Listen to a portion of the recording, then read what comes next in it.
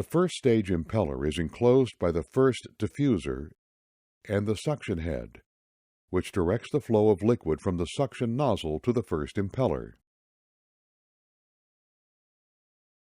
Each succeeding impeller is enclosed between a channel ring and the following diffuser containing the fluid passages.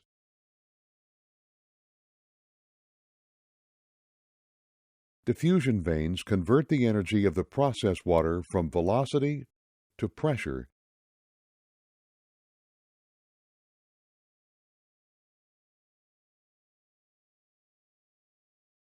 and direct the water into the next impeller. This process is repeated through each successive stage, each adding an increment of pressure.